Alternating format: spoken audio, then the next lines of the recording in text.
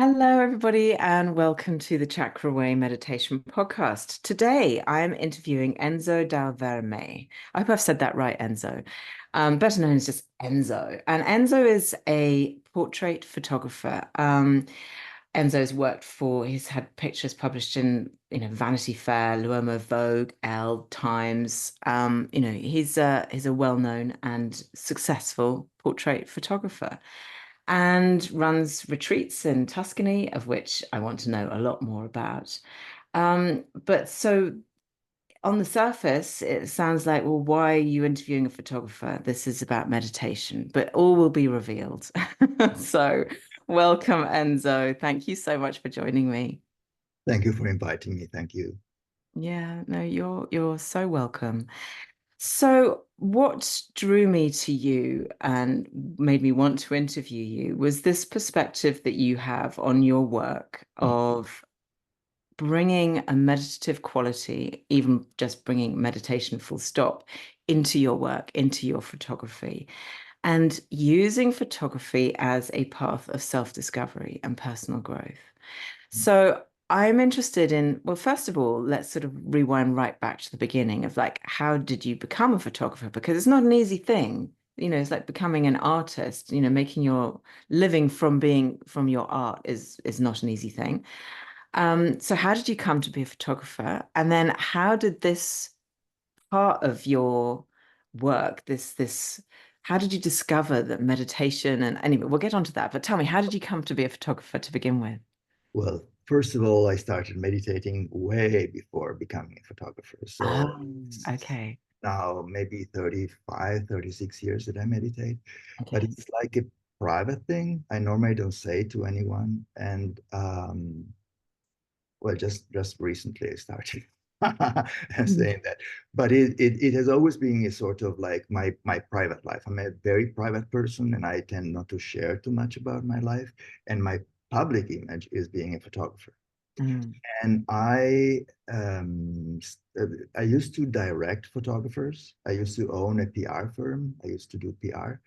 And I used to work with several photographers and select the right photographer for that campaign for whatever. Mm. But this was a long time ago, and at a certain point, I had a couple of photographers that told me that used to work with me that told me, "Why don't you start taking pictures?" And I was like, "But I do take pictures from time to time, but I never thought about being a photographer." Mm. And then something happened, like, September 11 happened, and uh, everyone was extremely confused. My clients started to freak out, budgets shrink it, and it was very difficult for me because it was less fun to work. It was less money. It was Mm. very difficult. And I thought, this is time to stop. I don't like anymore being a PR. So I said to myself, what would I like to do now? And I thought, photography would be nice. I already shot a couple of pictures for magazines, and okay, why not? And then I had contacts, and I decided to use my contacts to propose myself, and that was a disaster because they knew me as a PR man. They Yeah. said, "And so you're not a photographer. What do you want from us?" So I thought that all my contacts would have been helping me, and it was the other way around. So what I did was trying to knock the door of someone that did not know me, and that was good. They liked what I did, and it was immediately working very well. So I started traveling the world, and discovering wonderful stories to report. And really, my love is working with magazines because I discover things, I get inspired, and then I can share what I discover and inspire other people. And more recently, magazines are shrinking, are closing down. So my work as an editorial photographer is becoming more and more difficult. So I'm exploring other ways to use my photography, and that's it. So this is about my photography journey in a Yeah. few words.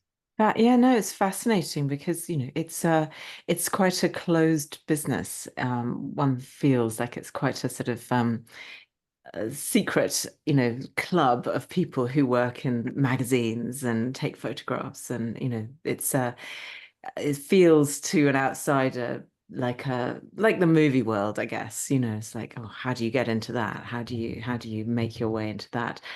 But I think that it's fascinating that you chose portrait photography because, you could choose to do landscapes or, fashion or whatever. But portrait photography is very, very intimate. The relationship between photographer and subject, um, is very important. Right, Yeah. right. So how do you feel that because as a photographer, you can't just watch and go sit there, do that. Like you need to find something within the person that you're photographing that you want to bring out of them. And that's the part of photography and portrait photography that I've always found really fascinating, is how you get someone to bear themselves. Because you can take a photograph of somebody and it's just what they look like, but then you can also photograph their inner soul, if you like, photograph them in a deeper way. How do you get to that place? Okay. Well, I also do fashion, and indeed, when you do fashion or you do portraits, is a totally different thing because when you have to um, do a fashion picture, you basically bring to life your fantasy or what's needed. So you have the perfect model, you have the hairstylist, you have a makeup artist, you have the stylist, you have all those things, and then you have Photoshop, of course, and then you Mm, create something that does not exist in reality. mm, When you take a picture of a person as a portrait, you do the opposite. The process is completely different because you need to uh, take something of that person and possibly something of the intimacy of that person, a nuance, something that can touch the viewer. And mm, we are so multifaceted. So we have so many faces, mm, and it's not easy to describe a person just with one picture. So you will describe a little thing of that person, maybe a little shyness, maybe a little um, I don't know. There are so many things that you mm, can. And normally, when I sit in front of uh, one of my subjects, they tend to seduce my camera. They want to look pretty, to look nice, to look intelligent, to look, their best. And mm, you know, anyone want to look nice. But what I normally do when I see that, I try to distract them so that I can see something that is beyond what they want to show me. So behind that, not only a mask, but what's behind that. And normally, implicit in what they want to show me, there is what they want to hide. So let's say someone is pretending to be very confident. Very often behind that, there is a little shyness or not feeling very secure, things that he or she wants to hide. mm, But I'm not happy if I show that because it's something that that person is not willing to show. So I want to go even further on. And if I manage to do my work well, I show what I call the silence, which is something that is underneath all this mental noise that is, oh, I don't want you to see this part of me, and I want you to look at this part of me. So it's quite a job actually, and mm, it's not always easy to get there. Um, but this is one way that I use to take portraits, mm. I love looking for tuning in the silence of the person in front of me. Yeah. Because I mean that then speaks very directly, really, to a meditative practice. So I guess it's an interesting thing because you were a meditator before you started doing Mhm. portrait and photography as your full-time thing. So how did you, was it just a natural drawing in of that, what you've learnt? Because when you've been meditating for as, many years as you have been, it's part of you. It's not like something it's almost not conscious. It just is something that is part of you. True. But there was obviously a point at which you realized, hang on, my meditation is informing my work, informing my photography, True. informing how I interact. So how did that show up and what does that look like? Or was there a moment where you went, hang on a minute, these two are joined? Or was it a gradual thing? A gradual thing because I always thought, well, I think that my meditation practice is really helping me dealing with people and dealing with myself. Because when you are taking a picture, you need to sense into the other person, but also it's a good idea to sense into yourself. How do I feel? Is this person making me nervous? Is this person exciting me? Is this person boring? And so how come? So every time you photograph someone, you find out something about yourself. Mm? Mm, But the meditation thing, at a certain point, it became clear to me that meditation and photography have a lot of things in common, mm, which is the necessity to be extremely focused and being able to manage your attention. So mm, when you meditate, what do you do? Or what do I do? Uh, you sit, you close your eyes, and then there is a thought that pops up, and it's like, did I close the window? Or, oh, I have to write that email. Or, oh, yesterday, that phone call, I really didn't like that phone call yesterday. Or, oh, tomorrow I have to remember to do this and this and this. So your mind is going in the past, in the future. You have ideas, you have all sorts of thoughts. So mm, what we normally do, we follow those thoughts. No, we have, oh, did I write that email? Maybe I did. Oh, if I didn't, I have to write this and this and this, and maybe I also have to write it. So, and then you get lost in that. So okay. you follow that, you get lost in what came up, in what appeared in your sphere of consciousness. What you learn when you meditate is that uh, a thought is appearing and is arising in your mind, and you say, okay, there is a thought in my mind. You're aware of that, but you don't get lost in that. You don't follow that.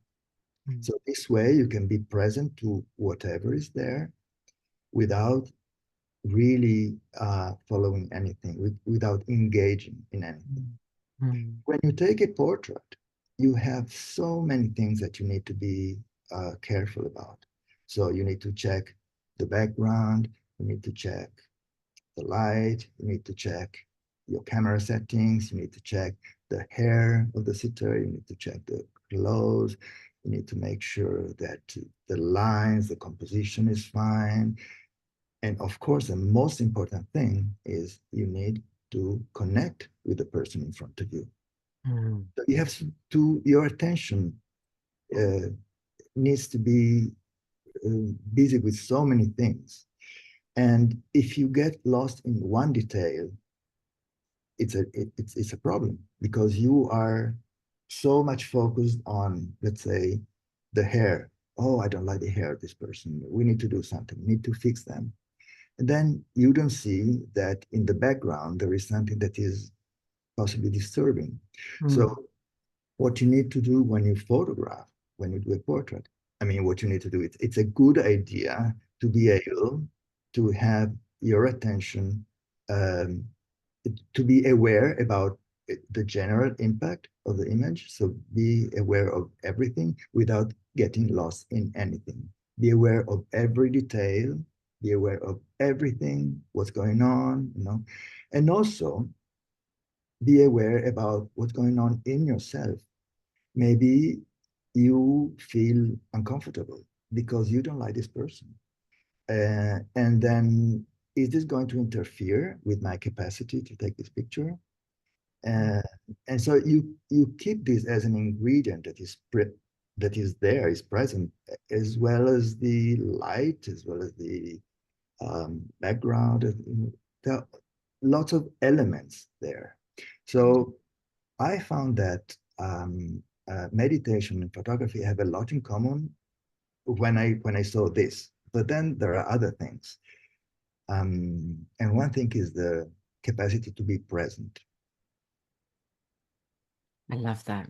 Yeah, because our attention does get so easily drawn to one thing that stands out, like, a hair in the wrong place, Mhm. that and then you can lose yourself in that. And it's exactly the same in life.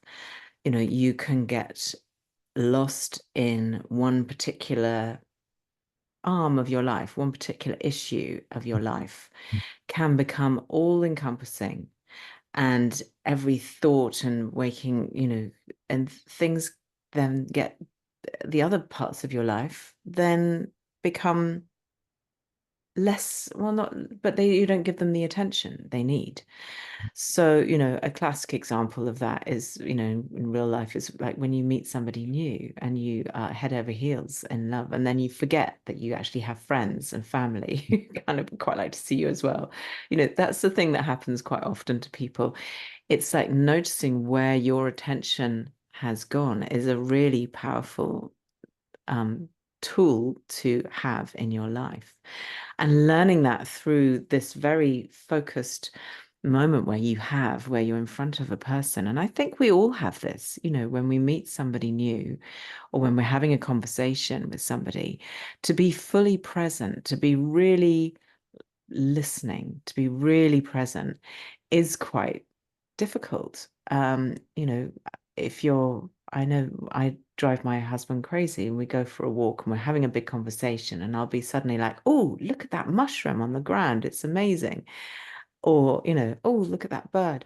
Um, my attention will be easily drawn somewhere else, and it ruins the flow of the conversation that we were in. So I understand that fully. And so in terms of, like, you teach photography as well. So you do these retreats Mhm. and in Tuscany, which I have to say I did have a look at. They look stunning. I mean, it's hard to go wrong in Tuscany, frankly, but it's just so beautiful there. But is this what you're teaching people as well? Because I noticed in your workshops that you start the day with Qigong and meditation. Right, So right. when did Qigong come into your life, and how do you teach this in a practical sense? Because I think everyone can understand that, what you've laid out is really clear.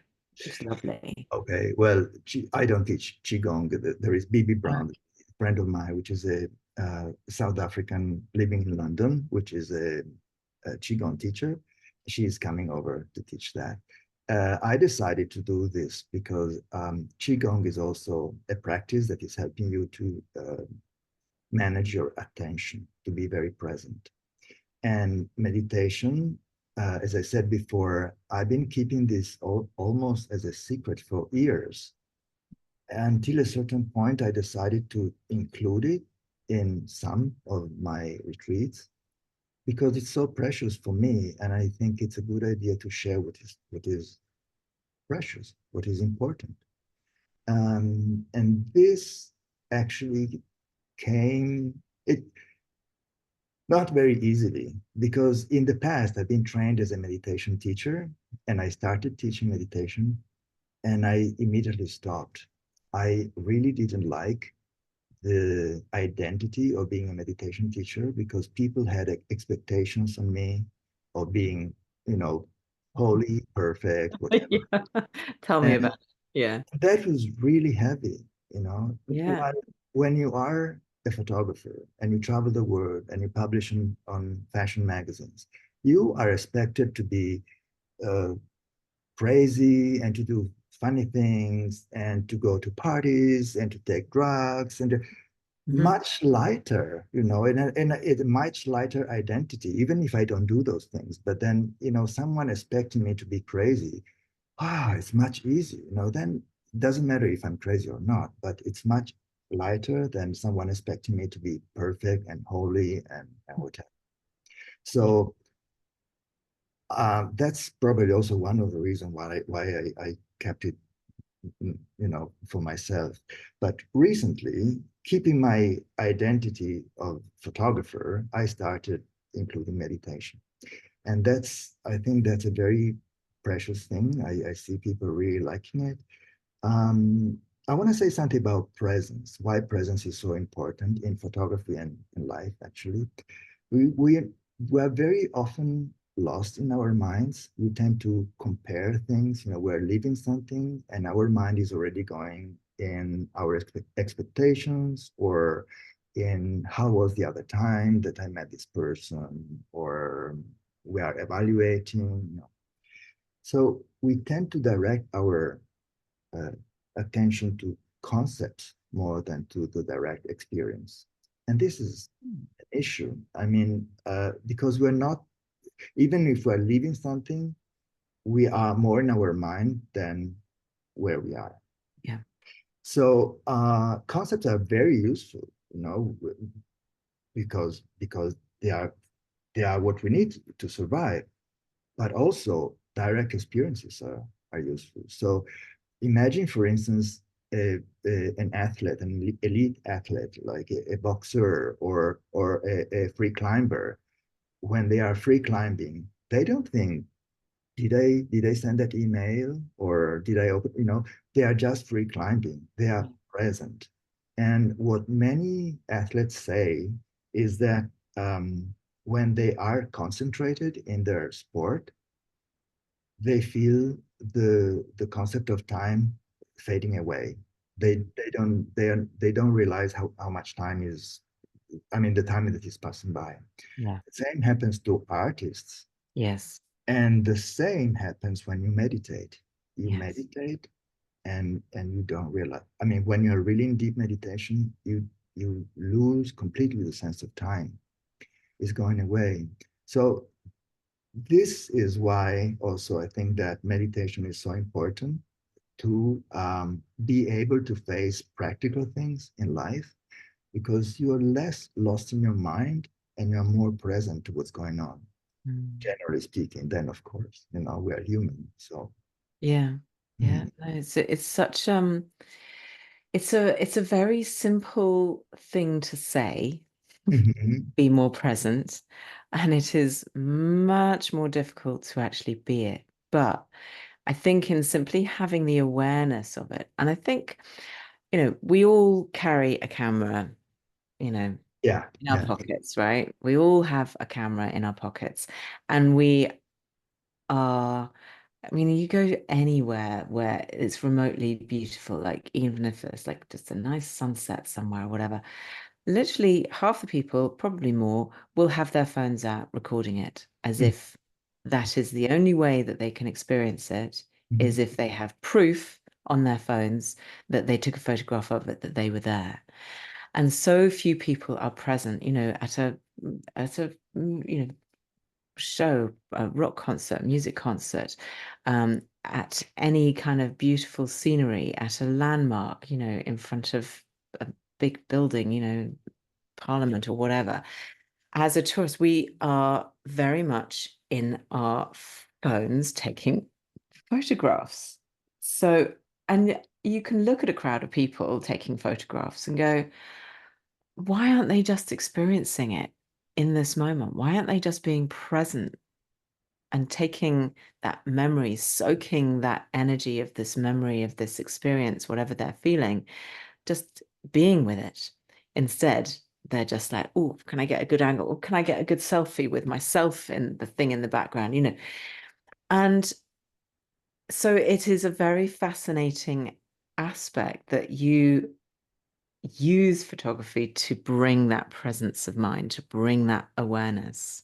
mhm, And I think that this is a really, um, you know, because everybody is a photographer and everybody has a Photoshop in their cameras now. Everyone, you can put a nice filter on it. You can scrub the bits and pieces out that you don't like, or you can, take whole people out of photos these days.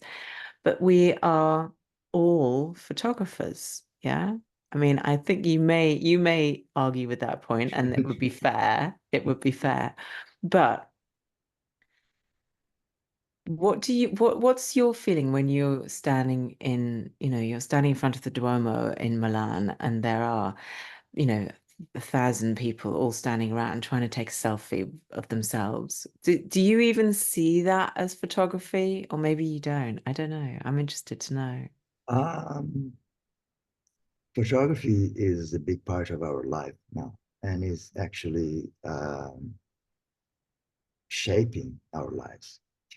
There is a funny thing that I read. There is a restaurant in New York, and they didn't understand why they were making less money, even if the restaurant was always full. Mm. And then they compared what the recordings of the security cameras from 10 years ago or more to now, and they found out that even if the restaurant is always full, clients tend to stay less because they didn't photograph their plates. They didn't photograph their dishes. Now a client arrive, they order food, and they take picture of the food. They ask the waiter to take picture of them, and they say, "Oh, but now the food is cold. Can you warm it up for me?" And that was their problem actually. And So they weren't getting the turnaround because people were taking their sweet time with their they selfies. you That's know the taking pictures of the food or of themselves in the mm, table was taking away a few minutes that are precious minutes for us. yeah. And in the same time, about me, I went trekking on the Himalaya for a month. I didn't bring my camera with me. I left my camera here because that was not for job. It was not a job, it was for myself. Mm, So I don't need to take pictures when I'm just experiencing something. For me, taking pictures is my profession. And mm, I like to take a picture of someone if I know how that picture is going to be used. I take a portrait of someone that is going to illustrate um, the an article or the interview. mm. So, and I know why I'm doing that picture. But it doesn't happen that I see an eye picture and I go like, oh, wait a minute, I take my camera. Oh, this is a beautiful picture. Why? And I know this is a very delicate topic because when I ask my students, for instance, why do they take pictures? It's a very embarrassing question because most of them they just say, "Oh, I like it." Okay, yes, but what are you going to do with your pictures? Yeah. Um, and most of them they don't. It's an embarrassing question. They don't know why they take pictures. And I do understand, of course, that it's a pleasure to take a nice picture, but for people like me, it doesn't make much sense to take a picture just for the pleasure of taking a picture. It's more interesting to take a picture because you know that it's going to help someone or Mm, to make a difference. Um, there is another thing that I really like. Actually, I would like to propose your audience to ask themselves this question. Now I don't remember all the questions, but there were 4 or 5 questions that I put together, and it's about first you ask yourself, how would I define myself? And I asked this to my students now, and they say maybe I am a school photographer. And then I asked them, okay, so is there another way you could define yourself? And so I'm making you this example because this happened. And this school photographer said to me, okay, I can say I create good memories. And this is just a definition, but it makes a huge difference. When you define yourself, you can say, I'm a school photographer. How boring.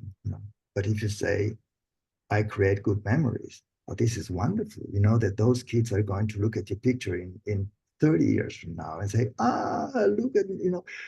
and um, and so this simple exercise of redefining yourself is actually giving you a lot of enthusiasm, is helping you to face what you have to do in a different way. So I would encourage anyone to try to redefine yourself and find Mm. another definition of what you do.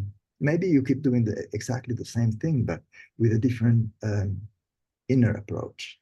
Yeah, I love that. And I think that we do define ourselves. Somebody says define yourself, you can describe what you do, what you look like, or where you live, or, all of these things, but they don't actually define you as a soul, as a person, as an energy. They just say how you operate in the world, and that's about all. So redefining yourself, that is it's a beautiful inquiry. I love that. Yeah, yeah, I do. And it is interesting because, when people take photographs of themselves or of other people, it is as a memory. It is, but it is also so, in a vast number of cases, so that they can share that photograph with social media, whatever. It's not just like it used to be back in the day where you get your little wallet of photographs, physical photographs out and bore people crazy with your holiday snaps of whatever you took when you went on Spain or whatever. This is now like out there in the public domain forever and for everybody and anybody to see. This is how I define myself. This is how I want you to see me. Mhm, mhm.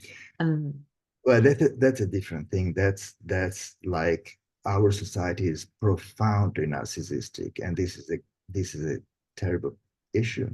But we don't really see it, and it's narcissism now is like a value, and this is a disaster, I think, because we live to be mirrored by others, and we yeah, forget about you know, feeling for ourselves. How do I feel? What am I? We're just looking for approval. yeah, I think this is one of the maybe it is the biggest problem of our uh, society right now, yeah, because it is not something that is considered a problem. It's something that is considered a value. Narcissism is a value now. Not very nice. no, no, yeah, it's crazy when you say it like that, and it is terrifyingly true. But how can we, so my beautiful listeners who are aware, self-aware, meditators who are interested in, self-discovery and personal growth, and I count myself amongst that. And yes, I am guilty that when I see a beautiful sunset or an amazing view, I recently went to Norway and the scenery was so incredible. I couldn't have, I was just taking photographs all over the place because I was just like, this is insanely beautiful. And I want to remember exactly how insanely beautiful it is. But when we are taking photographs and we just, pick up our phone out of our back pocket and open up the camera, what I want you to give people a little something to remember to do, or to how to feel, or how to think, or how to be present in that moment, so that they bring what you're talking about, which is this awareness into that moment. Well, first of all, I would suggest to have a chat with your inner judge and say, shut up. So don't feel guilty if you feel like taking a picture, a stupid picture. That's fine. You know, Yeah. it's fine doing stupid things as long as you are present to it. Yeah, yeah. I like to take a picture of my salad. Fine. Now, if you only take pictures of your salad every day, then maybe you need to talk with your therapist about that. But I think that just, taking pictures out from time to time, why not? It's okay. I guess the important thing is being um, present to what you do and aware. Mm. And Yeah. really feeling guilty for things is not making you a better person. No. No, absolutely not. No, I don't. I don't feel guilty about taking photos, on my phone or not. But I feel like it's a shame the lost art because it's so easy to take a photograph with your Mhm. phone. The art of photography and the nuance of an actual beautiful camera is an anathema, is completely lost to the majority of people. So tell me a little bit more about your retreats and what goes on the retreats. I'm Okay. interested to Um, people don't come along with their phones and go, how do I do this? no, they normally come with the camera. I've never had anyone Yeah. want to use a phone, but it would be almost okay. I have all sorts of people coming, and they are either professional photographers, either absolute beginners.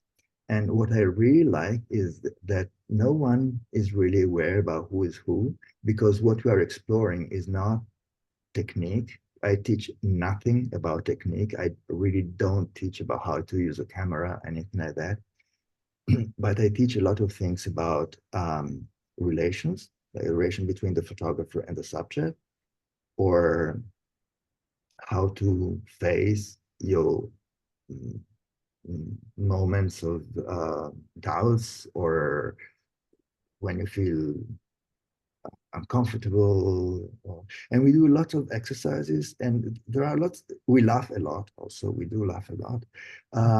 There are lots of,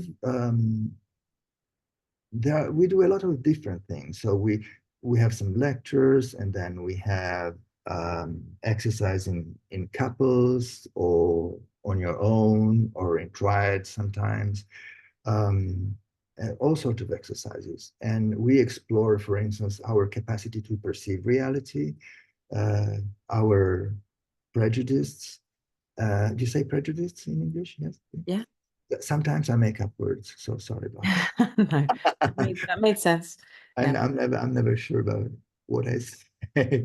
So anyway, we explore the way we interact with the word, and we have some moments that are really um, yeah, sometimes they can be slightly challenging for someone, but it's a protected environment. So you have the space to do, to maybe um, challenge your comfort zone, challenge your habits, challenge uh, your fears a little bit. And Mm, so it's very laid back. We have a lot of fun. We laugh, we talk, and we take a lot of pictures. We mm. take some pictures, not a lot of pictures.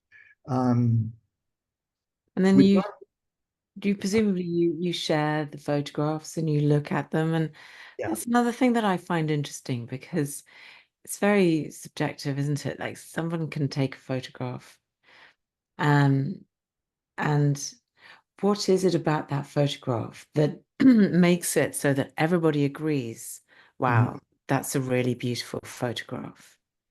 Because it's not anything in the composition, like or the lighting or the whatever. I mean, it can be that, but there's a quality within a photograph that everybody goes, oh wow, that's amazing. Not necessarily everyone, because there are pictures. Like there is one of my pictures that there are two.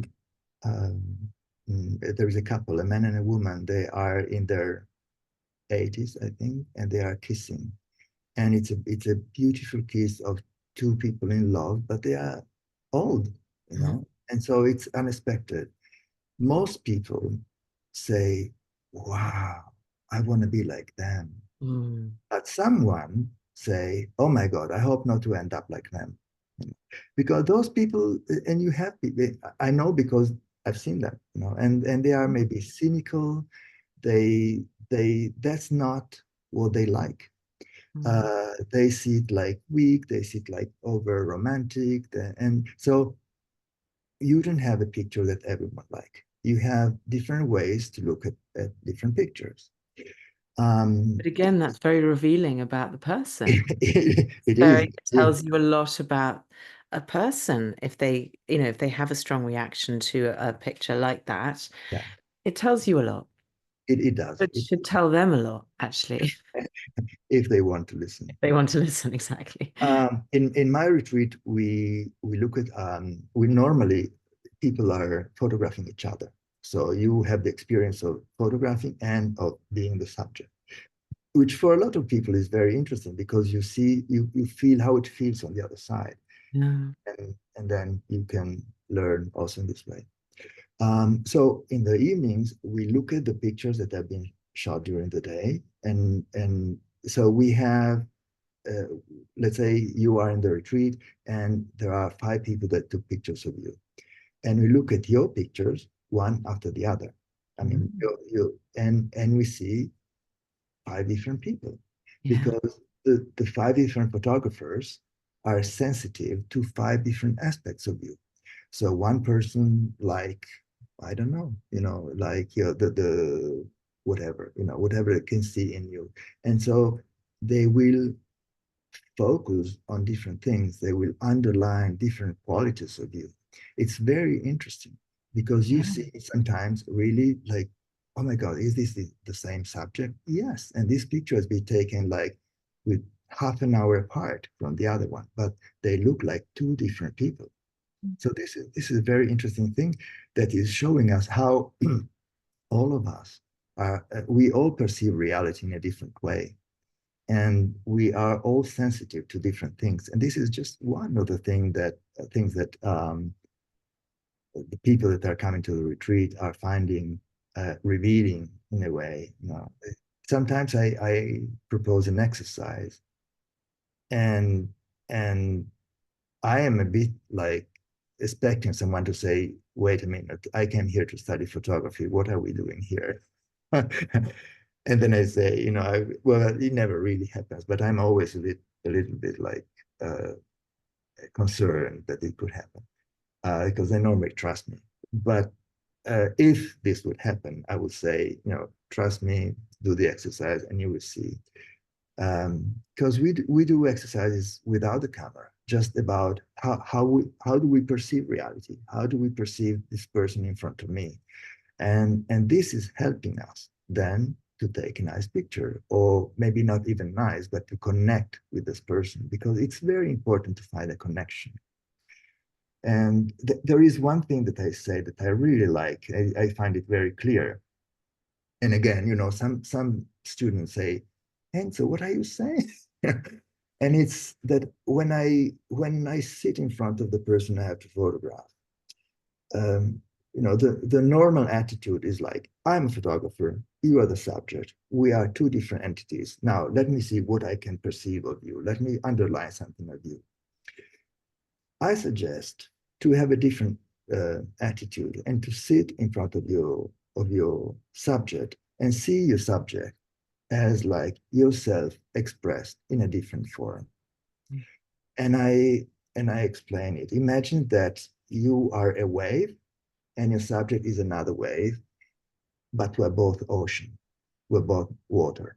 So I am shaped in a certain way, life shaped me in a certain way. I have my interest, I have my history, and I'm a wave done in a certain way. And you that I'm going to photograph, you are completely different from me. You are unique. We have nothing in common in a way. If we look at ourselves as waves, but if we look at ourselves as ocean, we are both water. We are the very same thing. So this way is really helping me and possibly my students to feel more empathy for the person they're going to photograph and to spot really that life that is expressing itself into a shape. Because if you just photograph a shape, a form, it's boring. You have a nice picture of a nice smile, a nice Yeah. whatever. It's pretty boring. What we like in a portrait is to see the life that is sparkling, the something that we recognize. So that is interesting in a portrait when we really focus on the life, not when we focus on a nice shape. I love that. Yeah.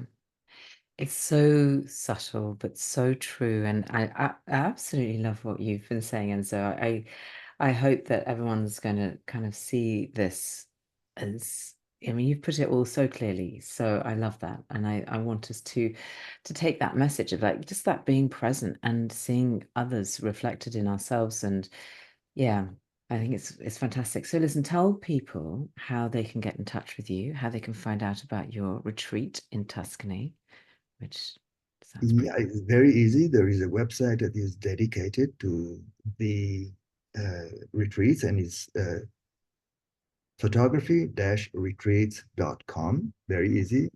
I think we're going to put the link. I'll put the link in the show notes. Yeah. So photography-retreats.com.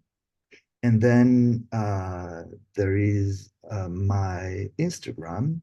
My personal Instagram is Enzo Dal Verme. And there is an Instagram for the photography retreats, which is, I suppose, photography retreats. I'm not sorry.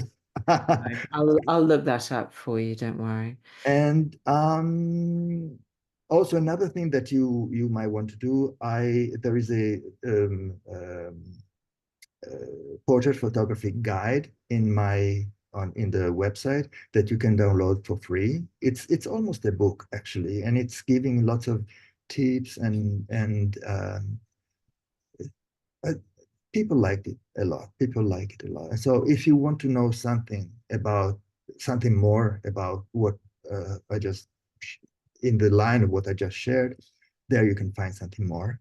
And of course, if you want to come to the retreat, I'll be happy to welcome more people, new people, and from any country. Lovely, wonderful. Well, I will, excuse me, make sure that I put all of those links into the show notes so people can go and look. And I feel like there's going to get a lot of hits because having listened to you, people will want to see your photographs, and you have some beautiful photographs on your website. So I will certainly put that up so everyone can see. And of course, on Instagram, the place for photographs. So yeah. Well, Enzo, it's been a real delight. I've absolutely loved talking to you. Thank you so much. Thank you for inviting me. Mm.